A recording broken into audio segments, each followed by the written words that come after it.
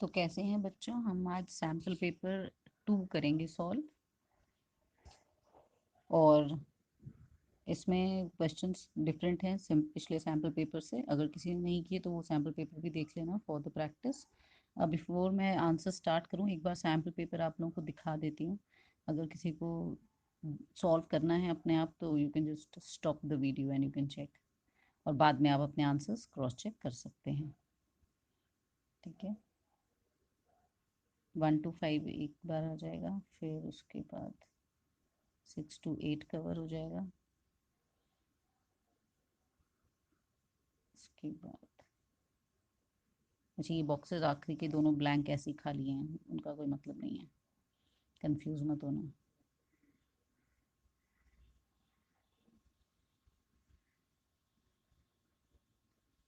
ठीक है, तो ये क्वेश्चंस हैं। आप पहले क्वेश्चन सॉल्व कर लो और उसके बाद आप चेक करो अपने आंसर्स, इट्स योर विश। और अगर आप साइड बाय साइड चेक करना चाहते हैं तो साइड बाय साइड चेक कर सकते हैं। स्टार्ट कर रहे हैं हम अपने आंसर 1 से। क्वेश्चन कह रहा है find the largest number that divides these two leaving remainders 3 and 4। जब डिवाइड कर रहा है तो वो इन तीन दोनों से छोटा होगा। तो पहले तो हम 318 माइनस रिमाइंडर सब्ट्रैक्ट कर लेते हैं, तो आ गया 315। और इसका बाय प्राइम फैक्टराइजेशन सॉल्व करते हैं तो आता है 3 स्क्वायर इंटू 5 इंटू 7। वैसे ही 739 में से जब हम सब्ट्रैक्ट करते हैं 4 तो हमारे पास आता है 735। और इसके जब हम प्राइम फैक्टर्स निकालते हैं तो हमारे पास आता है 3 इंटू 5 इंटू 7 स्क्वायर। तो जब दोनों का हमें ग्रेटेस्ट नंबर बोला है, मतलब कि HCF ढूंढना है हमें, तो HCF इन दोनों नंबर्स का आ रहा है हमारे पास। लोएस्ट डिग्री देखते हैं कॉमन फैक्टर्स की, तो 3 में लोएस्ट डिग्री 1 है, 5 में 1 है, 7 में 1 है। तो ये मल्टीप्लाई होके 15 इंटू 7 हमारे पास आ रहा है 105। तो ये आ गया हमारा 105 answer. Cos theta is equal to 3/4 दिया है। और क्वेश्चन कह रहा है find the value of 9 tan square theta plus 9। अब यहाँ पे ध्यान देना, कॉस थीटा किसका रेसिप्रोकल है, सेक थीटा का। या कॉस थीटा का रेसिप्रोकल क्या है, सेक थीटा। और सेक थीटा और टैन थीटा का रिलेशन हमें पता है आइडेंटिटी से। तो आप सेक थीटा ढूंढेंगे तो ये हो जाएगा 4/3। और भी बहुत सारे तरीके हैं, मैं थोड़ा आइडेंटिटी से कर रही हूँ तो थोड़ा जल्दी हो जाएगा। ठीक है, तो टैन स्क्वायर थीटा हमें पता है। या यहाँ पे अगर हमें 9 कॉमन लेती हूँ जो इन्होंने पूछा है, तो 9 tan square theta plus 1। 9 common ले लिया तो, और tan स्क्वायर थीटा प्लस 1 क्या होता है, सेक स्क्वायर थीटा। तो यहाँ वैल्यू डाल देते हैं, सेक थीटा की स्क्वायर कर देते हैं 4/3 का 16/9। तो आंसर आ गया हमारे पास 16। आंसर 3 पे आ जाते हैं। After how many decimal places will the decimal expansion of this. तो यहाँ पे आपने हमेशा इसको पहले रिड्यूस करना है सिंपलेस्ट फॉर्म में। तो यहाँ पे जब हम 5 9 45, 2 क्यूब इंटू 5, हमें देखना है सिंपलेस्ट फॉर्म में रिड्यूस करने के बाद। अब हम जब डिनोमिनेटर चेक कर रहे हैं तो किसकी पावर ज़्यादा है दोनों में से, 2 की पावर ज़्यादा है, मतलब कितनी है पावर, 3। तो जितनी भी पावर होगी ना उतने डेसिमल प्लेसेस के बाद वो टर्मिनेट करेगा। So therefore it will terminate after 3 decimal places. आपको और कुछ भी नहीं करना है। आफ्टर 3 डेसिमल प्लेसेस आप ये ऐसे चेक कर सकते हैं। ठीक है, आंसर 4 पे आ जाते हैं। What is the smallest value of k for which it will have real roots. तो x square plus k x plus 9 equal to 0। हमें पता है रियल रूट्स के लिए d ग्रेटर देन और इक्वल टू 0 होता है। तो ग्रेटर देन और इक्वल टू 0 में वैल्यू डाल देते हैं, B square minus 4ac greater than और इक्वल टू 0। तो के स्क्वायर माइनस 4 इंटू 1 इंटू 9। आप डायरेक्टली भी 36 लिख सकते थे। के स्क्वायर माइनस 36 ग्रेटर देन और इक्वल टू 0, मतलब के माइनस 6 इंटू के प्लस 6 ग्रेटर देन और इक्वल टू 0। इसका मतलब क्या हुआ, के ग्रेटर देन और इक्वल टू 6, के लेस देन और इक्वल टू -6। ठीक है, तो यहाँ आप ऐसे लिख सकते हैं रेंज। अगर आपको बनानी है तो अगर आप अलग अलग लिखते हैं तो भी ठीक है, ऐसे लिखा है तो भी ठीक है। आंसर 5 क्या कह रहा है, find the sum of all 2 digit numbers which leaves the reminder 3 when divided by 4। अब यहाँ पे बहुत सारे स्टूडेंट से गलती ये होती है कि वो स्टार्ट करते हैं सीधा 15 से। लेकिन 15 से अगर हम कम पे देखें तो हमारे पास एक नंबर है 11। 11 ऐसा नंबर है, 2 डिजिट नंबर है, जिसको हम 4 से डिवाइड करते हैं तो रिमाइंडर 3 आ रहा है। तो यहाँ पे 11 +4 15 +4 19, ऐसे करते हुए हम जाते हैं। लास्ट हमारे पास 99 आता है, क्योंकि जब हम 99 को डिवाइड करते हैं 4 से तो रिमाइंडर आता है 3।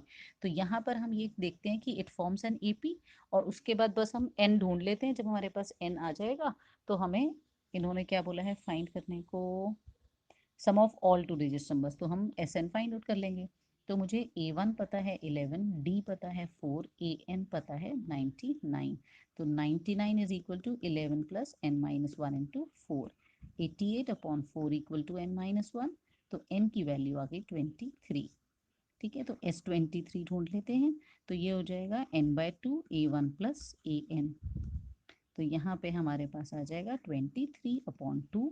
A1 है 11, AN है 99, तो 23/2, और ये आ गया 110। तो 23 इंटू 55, तो 23 इंटू 55 होता है 1265। तो ये आ गया 1265, sum of all two digit numbers. Now question number 6 पे आ जाते हैं। The sum of the reciprocal of a child's age 3 years ago and 5 years from now is 1/3, find his present age. तो आंसर लिखते हैं, let the child's present age, present age हम x years ले लेते हैं। अब रेसिप्रोकल कह रहा है sum of the reciprocals 3 years ago 5 years from now, तो आज के से 3 साल पहले, आज से 5 साल बाद। तो sum of the ages, reciprocal of his ages is 1/3। LCM लेते हैं, आएगा 2x plus 2 upon product of the denominator x² plus 2x minus 15 equal to 1/3। ठीक है, ये आप मल्टीप्लाई करके चेक करेंगे, यही आएगा। मैं एक एक स्टेप लिखूंगी ना तो अननेसेसरली बहुत लेंथी हो जाएगी वीडियो, इसलिए मैं इग्नोर कर रही हूँ। किसी को कुछ भी अगर डाउट होगा तो फिर भी पूछ लीजिएगा मुझसे। तो यहाँ से x² minus 4x minus 21 equal to 0, 7 और 3 है, तो x minus 7 x plus 3 equal to 0। मैंने कुछ स्टेप स्किप किए हैं, आप मिडिल टर्म स्प्लिटिंग शो करेंगे। ये तो सिर्फ आंसर क्रॉस चेक होने के लिए हम लिखते हैं। तो माइनस में तो एज जाती नहीं, पिछले जन्म की एज तो बतानी नहीं, हमें अभी की बतानी है। तो प्रेजेंट एज आ गई 7 years। ठीक है, आंसर 7 पे आ जाते हैं। Find the ratio in which this divides the line segment joining -2 4 3, 7। Answer number हम आ जाते हैं 7 पे। आंसर नंबर 7 में क्या कह रहा है कि एक लाइन है जो कि डिवाइड कर रही है जॉइनिंग द पॉइंट्स P हमें दिया है -2, 4, और Q हमें दिया है 3, 7। कोऑर्डिनेट्स के नाम तो नहीं दिए ना कहीं, मतलब ए और बी दिए ना, सॉरी, हाँ ए और बी बोला है। वो कह रहा है कि एक लाइन है जो कि डिवाइड कर रही है इस पर्टिकुलर लाइन सेगमेंट को, जो ज्वाइन कर रही है ए और बी को, और वो हमें बताना है कि कौन सी रेशियो में डिवाइड कर रही है। तो बहुत कॉमन सा क्वेश्चन है ये। यहाँ पॉइंट पी ले लेते हैं और ये एज्यूम कर लेते हैं कि k:1 के रेशियो में डिवाइड कर रही है। ठीक है, तो हम सबसे पहले पी के कोऑर्डिनेट्स ढूंढ लेते हैं। क्या आ जाएगा, 3k minus 2 upon k plus 1, 7k plus 4 upon k plus 1। अब क्योंकि यही पॉइंट जिस भी लाइन पे लाई करेगा उस लाइन को सेटिस्फाई करेगा, उसकी इक्वेशन को सेटिस्फाई करेगा। तो सेटिस्फाई करेगा मतलब x की जगह पे हम यहाँ पर वैल्यू डाल सकते हैं। x की जगह पे ये वाली वैल्यू चली जाएगी, y की जगह पे ये वाली वैल्यू चली जाएगी। तो सब्सटीट्यूट कर देते हैं। तो हमारे पास आ गया 3k minus 2 upon k plus 1 plus 3 × 7k plus 4 upon k plus 1 -14 equal to 0। तो बस एलसीएम ले लेते हैं, 3k minus 2 plus 21k plus 12 -14k -14, sign का जरूर ध्यान देना। अपॉन k प्लस 1 आएगा, वो दूसरी तरफ जाके ना इक्वल टू 0 हो जाएगा। तो नहीं लिखोगे स्टेप पे तो भी चल जाएगा, कोई बात नहीं। तो यहाँ पे जब हम सॉल्व करते हैं तो 324 माइनस 14 हमारे पास आएगा, 24 माइनस 14 10k, और यहाँ से आया 14 माइनस 2 माइनस 4 इक्वल टू 0, क्योंकि k प्लस 1 उधर जाके 0 हो जाएगा। ठीक है, तो k हो जाएगा हमारे पास 4/10 मतलब 2/5। ठीक है, तो ये रिक्वायर्ड रेशियो हमारे पास आ जाएगा 2:5। ठीक है, अब हम आंसर 8 पे आ जाते हैं। A 1.5-meter tall boy standing at some distance from a 30-meter tall building. The angle of elevation of his eyes from the top of the building changes from 30 to 60. Okay, ठीक है। तो एक बच्चा है, यहाँ बना देते हैं, यहाँ कर लेते हैं आंसर 8 सॉल्व। आंसर 8 के लिए उन्होंने बोला है कि यहाँ पे एक बच्चे की हाइट है 1.5 मीटर टॉल, है ना, he is looking at the top of the building, और यहाँ से एंगल ऑफ एलिवेशन बन रहा है 30 डिग्री, तो ये आता 30 डिग्री। ठीक है, जब वो कुछ आगे बढ़ जाता है तो एंगल ऑफ एलिवेशन चेंज हो जाता है to 60 degree. Find the distance covered by the boy, ये हमें बताना है कि उसने कितना डिस्टेंस ट्रेवल किया है। तो इसको x ले लिया, इधर y ले लिया, A B C D E, सारी चीज़ों को लेबल ज़रूर कर दिया कर। 90 डिग्री एंगल बन रहा है ना, वो सारे सिंबल्स दिखाने होते हैं। कुछ स्टेटमेंट ज़रूर लिखो क्या। एक बार हम लगाएंगे tan 30 डिग्री, देखो ये दिया है 1.5 मीटर, ये हाइट दी है टोटल 30 मीटर, तो इसमें से हाइट ऑफ द बॉय हम हटाएंगे तो ये आएगा 28.5 मीटर्स। तो अब हम ले लेते हैं इन ट्रायंगल ACF, तो यहाँ से tan 60 हो जाएगा हमारे पास 28.5 अपॉन y, और tan 60 होता है √3, तो y हो जाएगा 28.5 अपॉन √3। रैशनलाइज करते हैं तो 28.5 √3 अपॉन 3 आएगा, तो 3 9 9.5 √3 मीटर्स, ये हमारे पास आ गया y। हमें फाइंड आउट करना है x, तो लेते हैं इन ट्रायंगल ACD। जब हमने ACD ट्रायंगल लिया तो tan 30 डिग्री आया मेरे पास 28.5 अपॉन x प्लस वाई, और tan 30 डिग्री होता है 1/√3, तो 28.5 upon x plus Y, cross multiply करके y की वैल्यू डाल देते हैं, तो x प्लस 9.5 √3 और इधर से 28.5 √3, तो x की वैल्यू हमारे पास आती है 28.5 माइनस 9, तो मेरे पास आ गया ये 19 √3 मीटर्स। ठीक है, तो हमारे पास distance covered by the boy या ट्रैवल्ड बाय द बॉय, उन्होंने ट्रैवल्ड बोला है तो ट्रैवल्ड कर देना, कवर्ड बोला है कवर्ड बोल देना। मैंने ऊपर अभी चेक नहीं किया तो इसलिए मैंने ये लिख के छोड़ दिया। ठीक, तो आंसर 9 पे आ जाते हैं। Consider data, if the mean of the data is 50 then find the value of x। अब इसने बोला है मीन फाइंड आउट करना है हमें, तो यहाँ पे हम अप्लाई करेंगे फॉर्मूला मीन का। तो यहाँ पे सबसे पहले तो टेबल ड्रॉ कर लेते हैं हम यहाँ पर, तो लेट्स ड्रॉ द टेबल।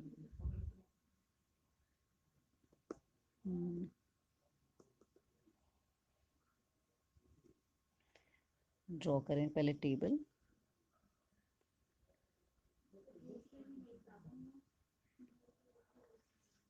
ठीक है, तो हमें क्लास इंटरवल इन्होंने दिया हुआ है, ये हम कर रहे हैं आंसर नंबर आई थिंक 9 कर रहे हैं।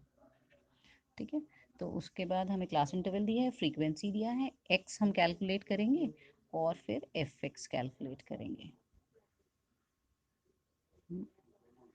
ये हो गया एफ एक्स। ठीक है, तो यहाँ क्लास इंटरवल दिया है 0 to 20, 20 to 40, 40 to 60, 60 to 80, 80 to 100, और फ्रीक्वेंसी इन्होंने दी हुई है हमें 24, 3x minus sorry 34, 3x minus 4, 64, 48 और 2 टाइम्स x माइनस 1, तो मतलब 2x-2, और x हम ढूंढते हैं तो वो मिड पॉइंट हो जाता है इसका 30, 50, 70, 90, मल्टीप्लाई करते हैं 340, 90 x-120, फिर आएगा 4 5 20, 6 5 320, फिर आया 0, 7 8 56, 5 7 4 28, 33, तो ये आ गया, अच्छा ये 3200 है, और फिर आया 180x-180।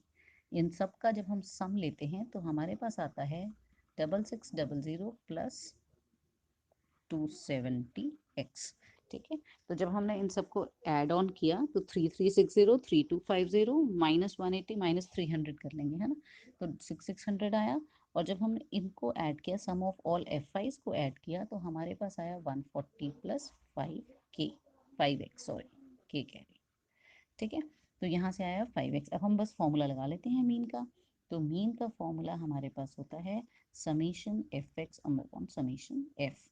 तो यहाँ मीन कितना इन्होंने हमें दिया हुआ है, मीन हमें दिया हुआ है 50, तो समीशन एफ एक्स है हमारे पास 6600 plus 270x upon summation of F 140 plus 5x, बस एक लीनियर इक्वेशन है, है 1 वेरिएबल में, इसके लिए सॉल्व कर लेते हैं। जब क्रॉस मल्टीप्लाई होगा तो 14 5 ज़ा 5 4 ज़ा 20 70, तो मेरे पास आएगा यहाँ पर 0 0 5 4 ज़ा 20, और आया 5 1 ज़ा 5 7000, और आया plus 250 x equal to 6600 plus 270 x।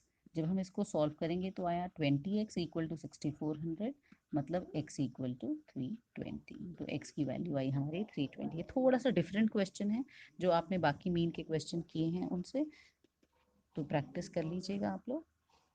10th पे आ जाते हैं। The coordinates of the point these, find the coordinates of, okay, P R upon P Q दिया है, ये इन्होंने बताया नहीं कि आर कहाँ पे है, तो हमारा इंटरनल डिविजन वाला ही, एक्सटर्नल है नहीं, तो हमें कंफ्यूज होने की ज़रूरत नहीं है। ठीक है, इन्होंने सॉरी पॉइंट पी दिया हुआ है हमें और क्यू दिया है। पी के कोऑर्डिनेट्स हमें दिए हैं 4 कॉमा -3, क्यू के कोऑर्डिनेट्स दिए हैं -1 कॉमा 7। अब इन्होंने बोला है P R upon P Q is equal to 3:5, मतलब पी क्यू की लेंथ बड़ी है ना पी आर से, रेशियो अगर हम लेते तो 3x 5x आता, तो मतलब कि आर जो पॉइंट है वो कहीं पहले आएगा। ठीक है, और जब हम यहाँ से पी क्यू टोटल है 5, पी आर है 3, तो इसको थोड़ा सा इधर शिफ्ट करते हैं, यहाँ रहेगा आर। ठीक है, तो ये आएगा 3 और ये आ जाएगा 2, तो यहाँ पे इसका मतलब हुआ P R upon R Q हो जाएगा 3:2 का रेशियो, तभी तो पी क्यू टोटल 5 बनेगा।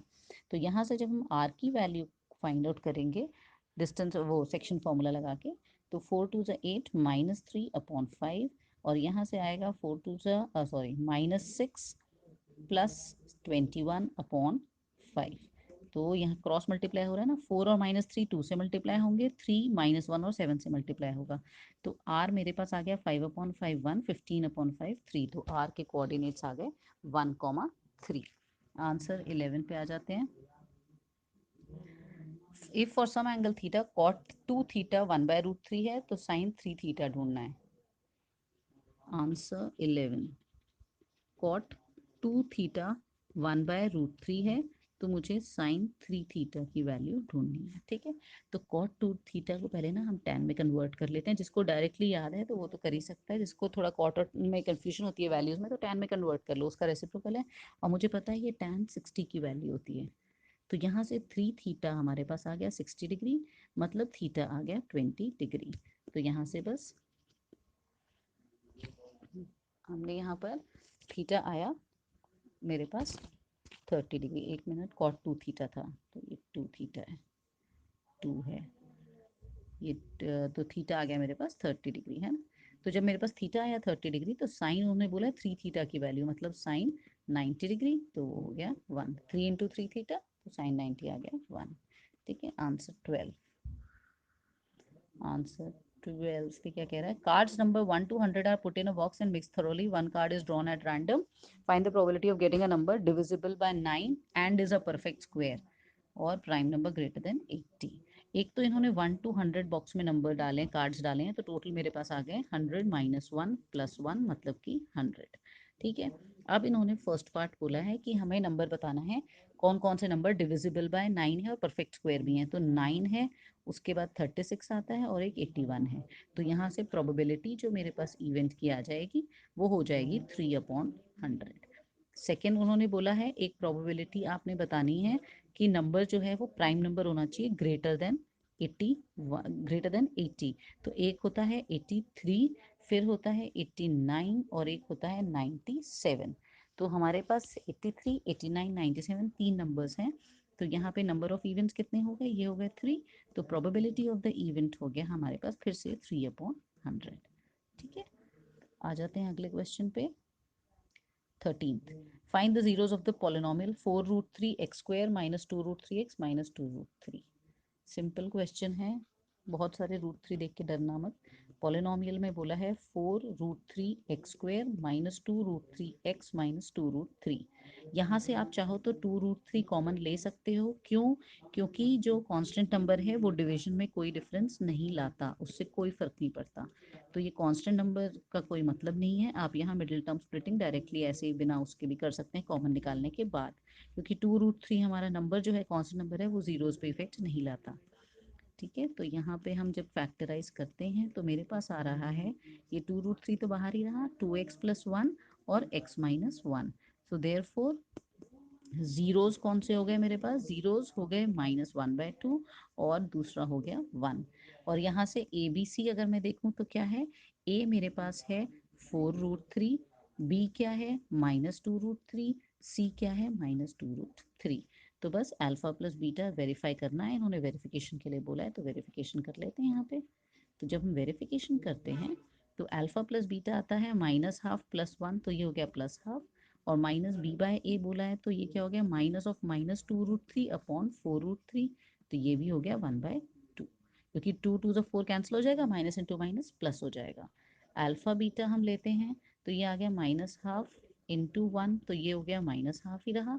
और c/a जब हम लेते हैं तो ये हो गया -2√3 अपॉन 4√3, तो ये हो गया -1/2।